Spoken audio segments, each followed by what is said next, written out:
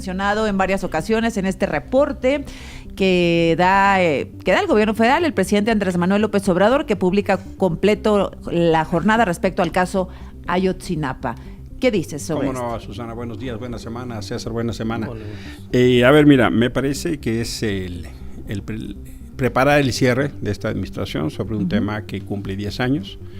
Es una reunión donde tuvo el presidente con padres y abogados de los jóvenes desaparecidos de Ayotzinapa, y realmente me sorprende porque de un texto de 25 párrafos elaborados, no párrafos de uno solo, el presidente dedica 20 párrafos a no hablar de los muchachos. Habla de cualquier otra cosa menos los muchachos. Y el tema central, en mi opinión, es la deuda que tiene el Estado mexicano para dar con el paradero de los muchachos.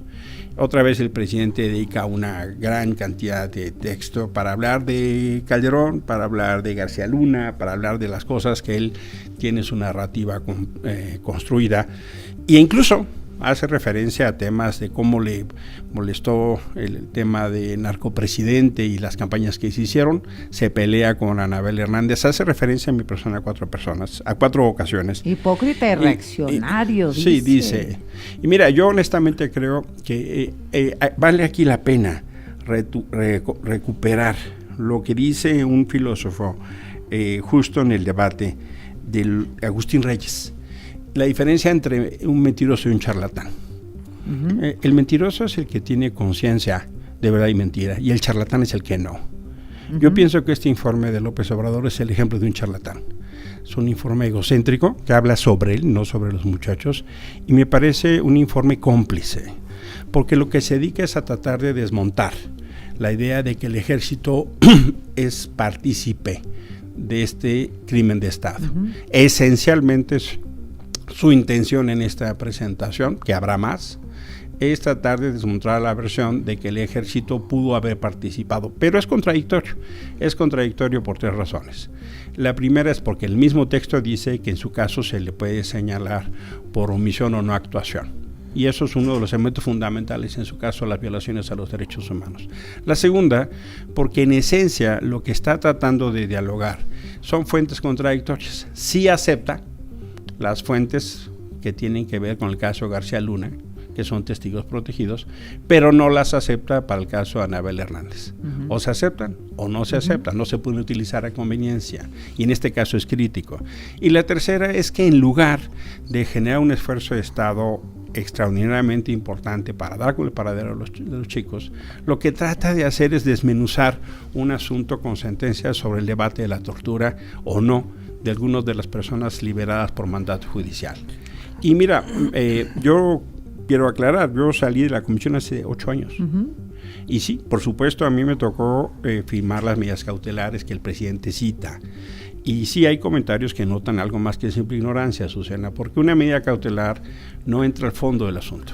Es una acción urgente para tratar de salvar vidas o regresar al estado anterior. No puede determinar sobre el asunto de fondo. Las medidas cautelares de la CIDH se establecieron tan solo un par de semanas después, unos días después de los hechos. No había elementos para investigar. Es el GIEI y es las propias investigaciones, incluso de Alejandro Encinas, que hacen referencia a los obstáculos encontrados por el ejército mexicano para obtener información. Y me parece entonces que no es conmigo con quien tiene que pelearse. Tiene que dar cuenta de dónde están los muchachos, y eso es lo que no logra. Ojalá lo pueda hacer y deje de estarse peleando con los defensores de derechos humanos o con los periodistas o con los propios padres. Con los pequeños burgueses, dice el presidente. Sí, o sea, llena de calificaciones. Mira, podemos no estar de acuerdo, y claro que yo soy un opositor y lo seré si considero que así tengo que serlo. Uh-huh. Es en su caso mi derecho, pero no por mi carácter de opositor corresponde calificar este informe, y me parece que esa es la confusión total. César, ¿cómo lo viste? Bueno, yo creo que el tema de Ayotzinapa es uno de los temas más dolorosos en la historia moderna de este país, un régimen que afortunadamente ha venido, o más bien desapareció en México, y ha venido los partidos que lo sostenían perdiendo fuerza con la sociedad, justamente por acciones como las que tuvieron en Ayotzinapa. Yo creo que en Ayotzinapa ha habido mala leche en plantear temas que no le corresponden a este gobierno y que le correspondieron justamente al anterior régimen. Cada quien tiene que hacer sus valoraciones. Pero ¿como cuáles? ¿Como cuál? Pues como que después de 4 años del hecho llegó este gobierno a reconstruir algo que hubo toda una maquinaria de Estado para ir tapando todas las pistas. Pero nadie acusa a este gobierno del caso. De hecho, ha habido asesinatos de personas clave y entonces decirle este gobierno no ha cumplido y todavía peor, ser aliado del régimen anterior que fue el que ocasionó el hecho. Bueno, pues no ha cumplido. A mí sí me parece que debería de haber un poco el presidente también lo prometió, debería de haber un poco de autocrítica del propio Emilio, de decir yo me alié al anterior régimen que fue el que desapareció a los jóvenes y soy muy crítico de este régimen que está tratando de resolver el asunto, de dar claridad, pero bueno, cada quien que haga las reflexiones al respecto. Y hay casos que se siguen dando de este poder judicial que queremos reformar, como el hecho de, bueno, haberle dado medidas distintas a Jesús Murillo Caram, que es uno de los principales responsables del tema, justamente de decir, de ayudar a que se taparan tantas y tantas pruebas, se aboga por él, hoy está en otras condiciones y ahora resulta que hay una joven que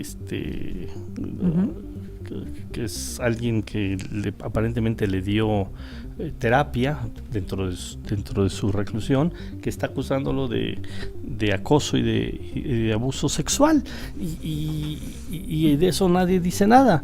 No, a mí me parece que los monstruos del régimen anterior son los que deben ser absolutamente castigados. Sí, pues eso y hay mucha se severidad a este gobierno que, insisto, tuvo que haber o tiene que remar contra eso. No, un régimen que ocultó y no es fácil recomponer todas las piezas cuando, insisto, además personas claves han desaparecido, han sido asesinadas para que no se llegue a la verdad.